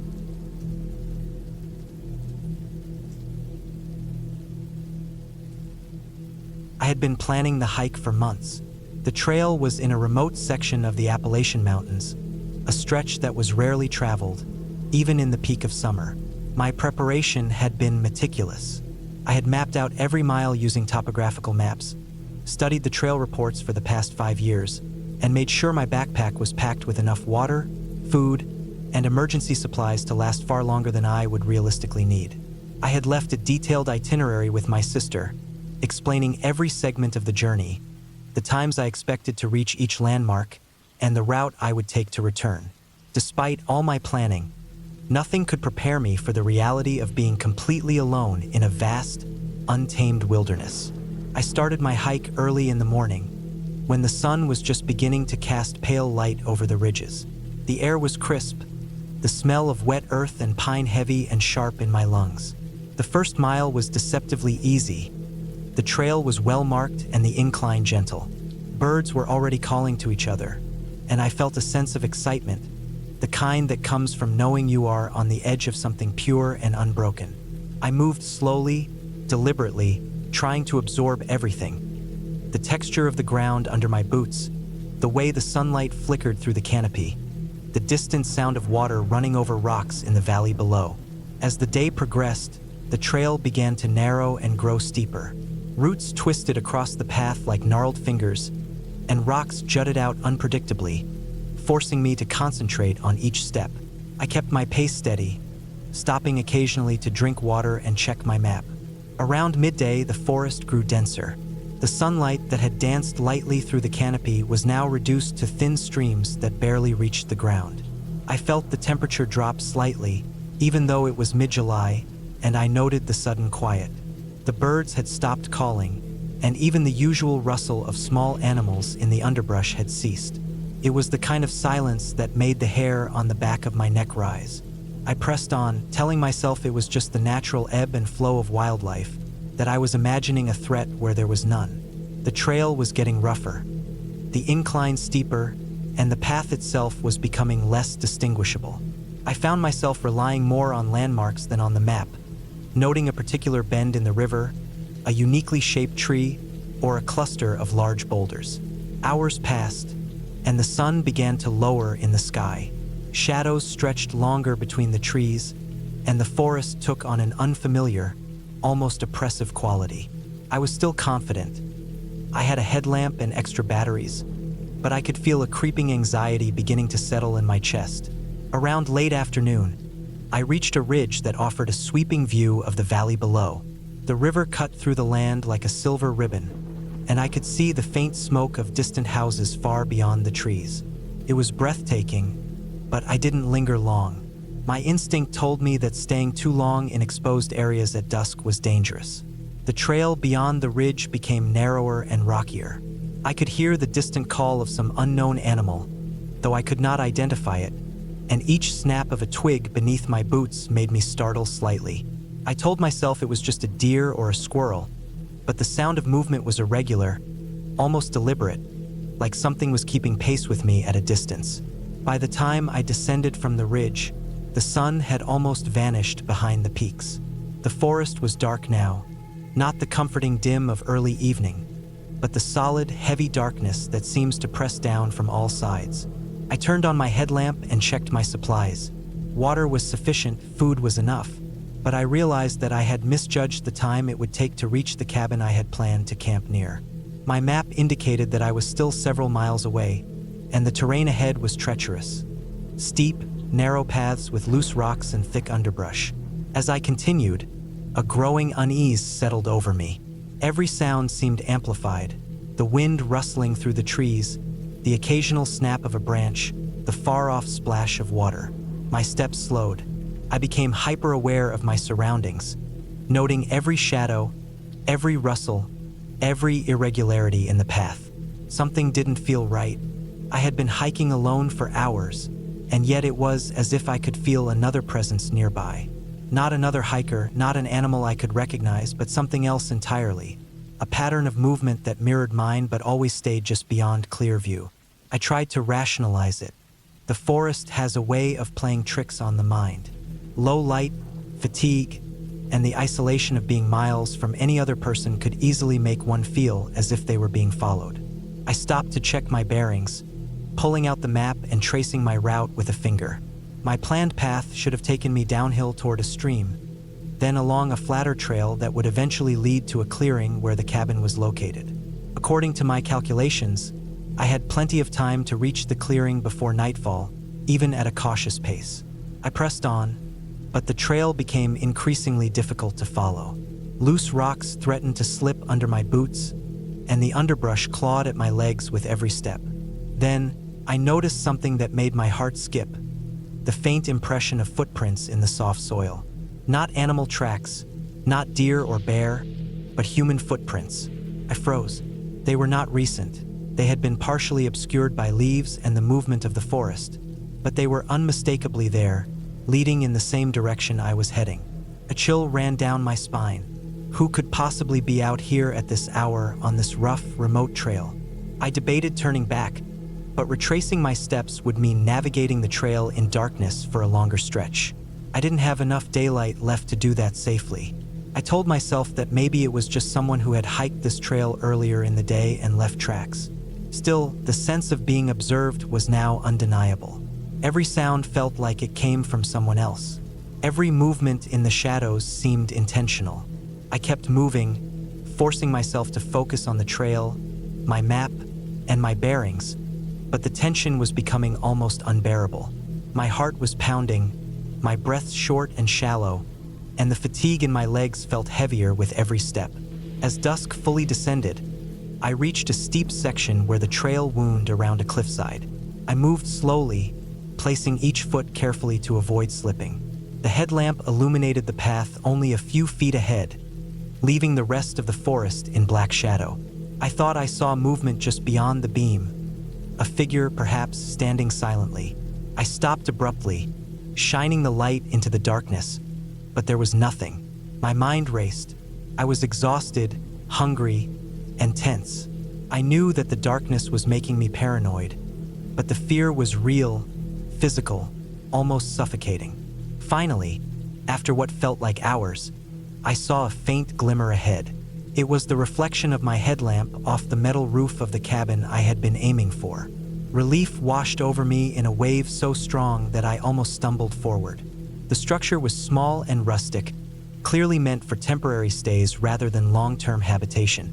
I approached cautiously, checking the surrounding area for any signs of another person, animal, or danger. The cabin appeared empty. I could see the faint outline of firewood stacked neatly outside, the door closed and secured. The relief I felt was tempered by residual fear. I knew that isolation had a way of heightening every sound and shadow, every heartbeat. Inside, the cabin was simple but functional. A small wood stove dominated one corner, with a pile of kindling nearby. The single bed was narrow but clean, and there was a small table with a chair. I set down my pack, checked my supplies again, and prepared for the night. I started a small fire, the crackle of flames filling the silent space, a sound so comforting it almost felt like music. I boiled water, ate a simple meal from my backpack, and washed the sweat and grime from my face and hands as best I could. The firelight danced on the walls, casting shadows that were oddly soothing after the oppressive darkness outside. As night fell fully, I took stock of my situation. I was safe for now. I had food, water, shelter, and warmth. The forest outside was dark and vast, but I was contained in a small, secure space. I settled onto the bed, fire crackling nearby, and felt the tension gradually release from my body. Sleep did not come easily, but I rested, lying awake with my thoughts racing and my muscles aching. I made a mental note of the route I would take in the morning, how I would retrace my steps to the main trail, and ensure I reached the exit safely. Morning came slowly, the light spilling pale and gray across the trees. I awoke stiff but grateful. I packed my gear carefully, ensuring that nothing was left behind, and stepped outside. The forest, now fully visible in the daylight, seemed less threatening. I could hear birds singing, water flowing in the distance, and the wind through the trees. I retraced my route carefully, mindful of the previous day's unease, but strengthened by the clarity and safety that daylight brought. I encountered no one on the trail, no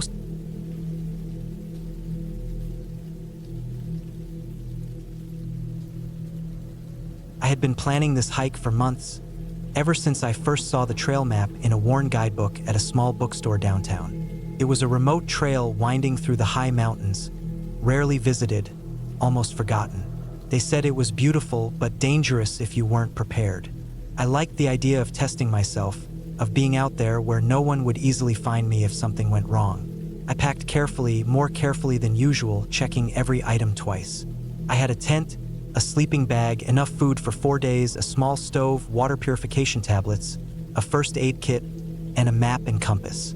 I even brought an emergency whistle and a flare gun, though I hoped I'd never need them. The first day of the hike was smooth. The trail started gently, winding through tall pines and scattered patches of wildflowers. Birds called out from above, and the wind rustled the branches, making patterns of light and shadow on the forest floor. I felt a deep sense of calm. I moved at a steady pace, stopping occasionally to rest, drink water, and take pictures of the landscape. The sun was high in the sky by mid-afternoon, and I found a small clearing where I decided to set up my tent for the first night. I built a fire carefully, cooking a small dinner of rice and vegetables, and as I ate, I watched the sun sink behind the mountains. The colors were incredible: orange, pink, and purple stretching across the peaks.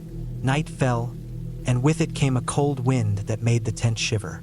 I zipped it closed, crawled inside, and tried to sleep, but I kept thinking about the remoteness of this place.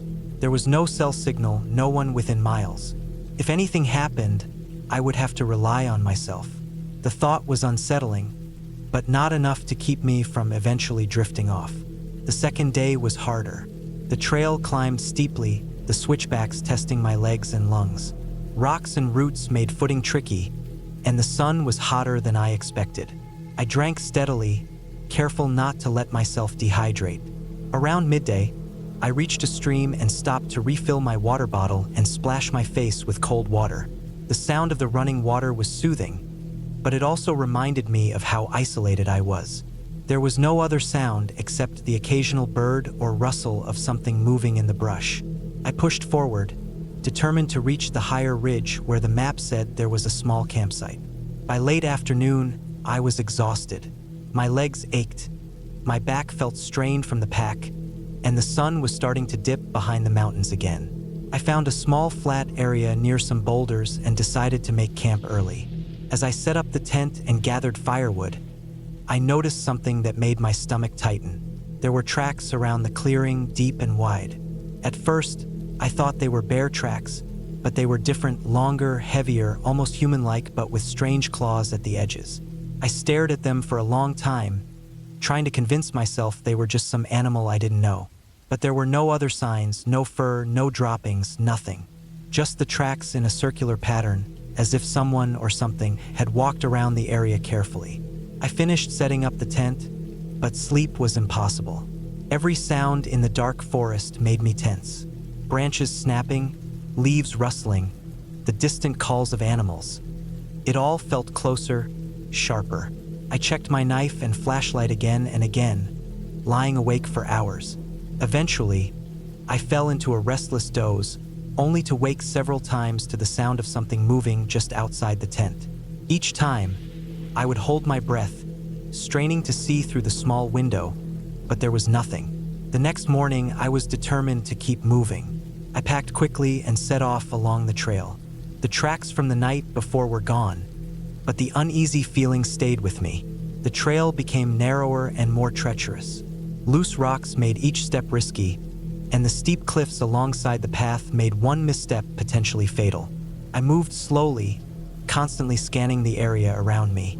The trees grew thinner as I climbed, and the wind picked up, chilling me despite the exertion. Around midday, I reached a ridge with a view of a valley below. The sight was breathtaking, but I had no time to linger. I needed to find water and a place to rest.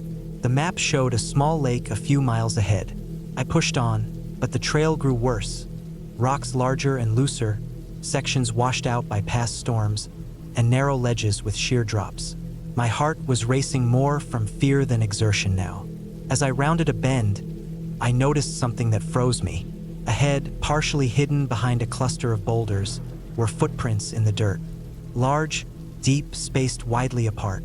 I recognized the pattern immediately, what I had seen near my camp. My pulse accelerated, and I stopped. I could see the prints leading away from the trail into the denser forest. I debated whether to follow them or turn back. My instincts screamed to retreat, but a part of me was curious. Carefully, I skirted the edge of the trail to get a better view. That's when I heard it, a low, guttural growl. It wasn't high-pitched like a wolf or coyote. It was deep, vibrating through the rocks and air, and it seemed to come from everywhere and nowhere at once. My legs locked. I couldn't move.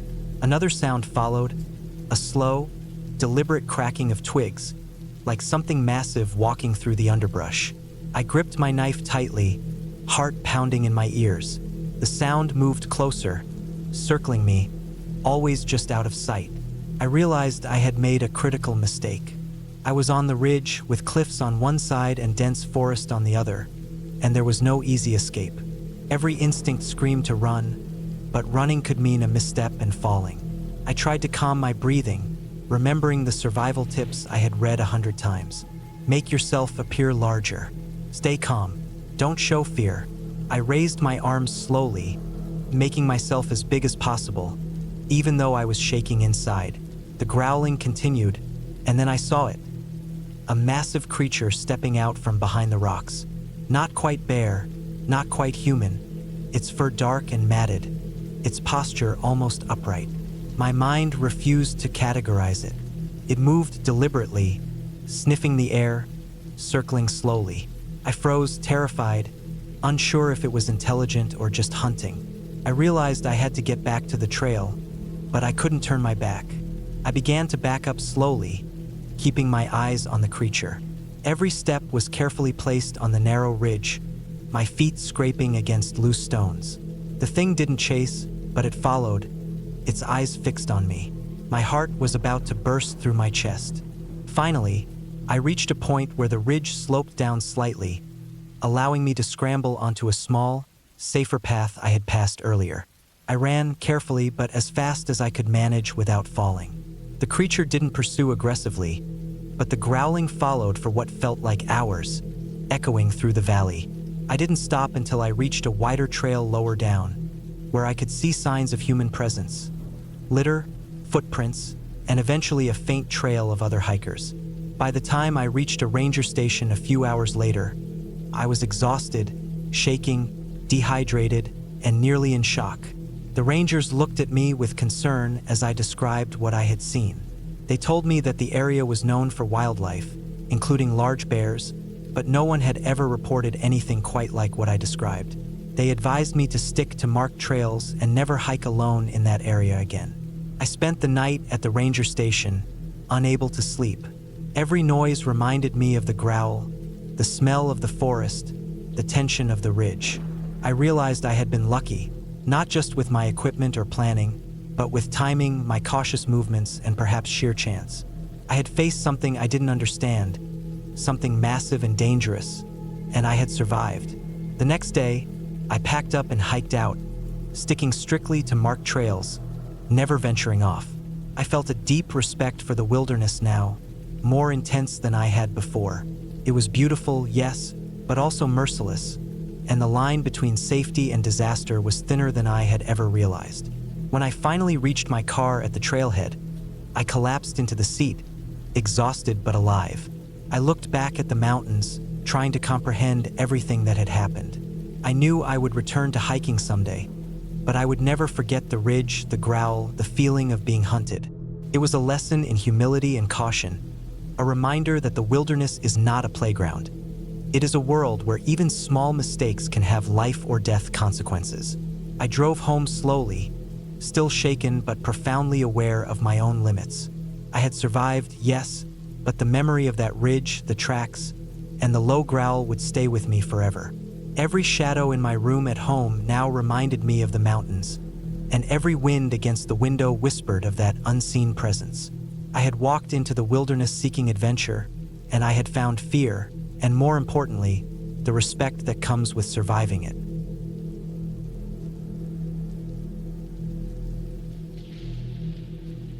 I had always liked hiking alone. It wasn't a challenge or a dare. It was a way to clear my head, to feel the rhythm of the woods and the uneven earth beneath my feet. That morning, I woke up before the sun, the sky a dull gray streaked with the faintest hints of orange. I packed lightly with just the essentials: water, some food, a first aid kit, a map, and my compass, which I rarely used but carried out of habit. The weather forecast had said mild, but I knew how quickly it could change in these mountains. The air was crisp, biting at my lungs as I started along the trail. The path started easy, soft dirt covered with fallen leaves that crunched under my boots. Trees towered on either side, dark and massive, their branches swaying slightly with the morning wind. I could hear the occasional bird call, faint and distant, and the rustle of some small animal in the underbrush. As I walked, I kept a steady pace, scanning the ground for rocks or roots that might trip me. The further I went, the less human traces there were. No litter, no footprints, no trails cut through the forest. The trail narrowed, and I noticed that the air smelled richer, almost damp, like moss and soil after rain. About an hour in, I came to a fork in the trail. The The map I had didn't have the smaller paths marked, only the main trail and the summits, but I had always liked to explore side paths, thinking they might lead to hidden streams or scenic viewpoints. One path led upward, steeper than the other, the earth soft with decayed leaves. I took it, feeling the thrill of the unknown, the familiar excitement of being completely alone except for the forest.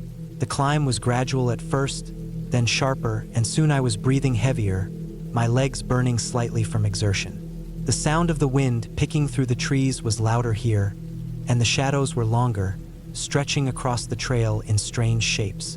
By midday, the trail had become almost impassable in parts, tree roots twisting across it, rocks jutting out at sharp angles. I had to use my hands to balance myself, gripping tree trunks for stability. I stopped occasionally to rest, to drink water and eat a small snack, and that's when I first noticed the smell. It was faint at first, like wet clay or stagnant water, but then it grew stronger. I paused, trying to locate the source, and realized it was coming from deeper in the trees. I followed my instincts and stayed on the path, not straying too far into the underbrush. The smell was unsettling, clinging to my clothes and hair, and it made me more alert. As I pushed forward, I noticed signs that something had been in this area recently. Broken branches, flattened patches of grass, and small scuffs in the dirt that didn't look like animal tracks. I tried to rationalize it, maybe hikers or hunters, but the forest was remote, and I hadn't seen a single person all morning. My pace quickened, not in panic, but in caution, and I kept my eyes scanning constantly. Hours passed, and the sun began to dip lower, filtering through the trees in slanted golden beams.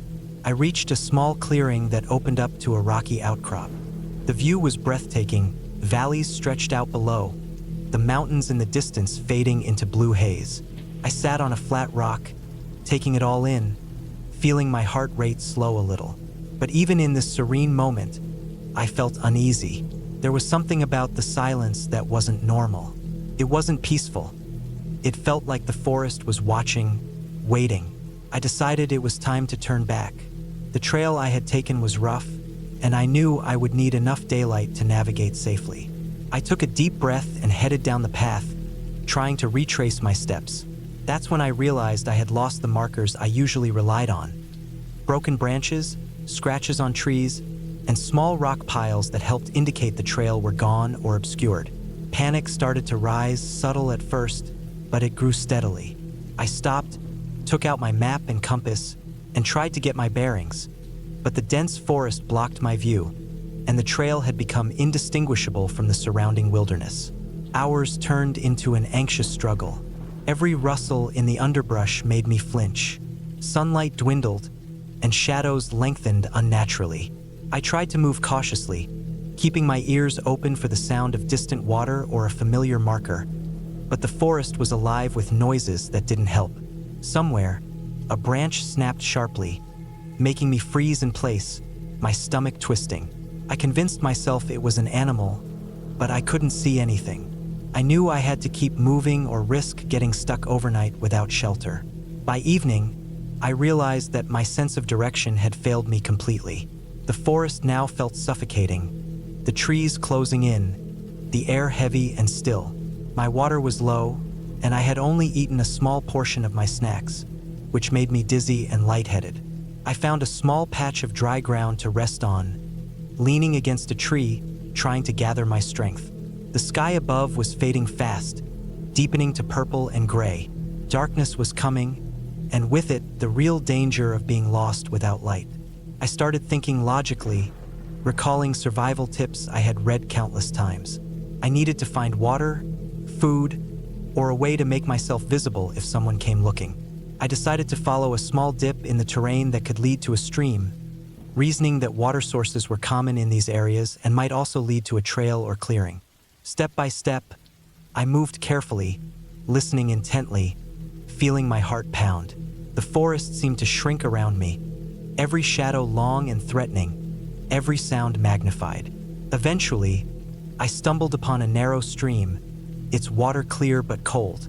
I drank sparingly, careful not to deplete my limited energy, and followed it downstream, hoping it would lead somewhere safer. The stream wound through dense forest, over rocks, and under fallen logs. I slipped more than once, scraping my hands and knees on sharp stones. By now, the sun was completely gone, and my headlamp was the only thing keeping me from stepping into dangerous spots. Hours passed in this manner. I was exhausted, soaked, and my legs were numb with fatigue. But finally, I saw a faint glow through the trees, a sign of human presence. My pulse quickened, and I pushed myself faster. The glow turned out to be a small ranger station, lit from inside. I staggered toward it, exhausted but alive, and pounded on the door until a ranger opened it. He was surprised to see me, calling for help and providing food, water, and first aid. Relief washed over me in a wave so intense it left me shaking. The aftermath was humbling. I realized how easy it was to underestimate the forest and how quickly a simple hike could turn into a dangerous ordeal. I learned that even with preparation, nature's unpredictability could challenge every instinct. I left the ranger station at dawn the next day, guided along a safe path back to my car. Every step was measured, every breath careful, appreciating the safety of civilization after the raw uncertainty of the wilderness. I still hike alone sometimes, but I carry more equipment, leave detailed plans, and respect the quiet intensity of the forest like never before. From that day on, the forest held a different meaning for me. It was beautiful, yes, but also unforgiving. The isolation, the shadows, the silence, they were not the companions I thought they were. They were reminders that even the smallest misstep could change everything. And I would never forget the fear of being completely alone, lost among trees that seemed endless, searching desperately for a way back to life.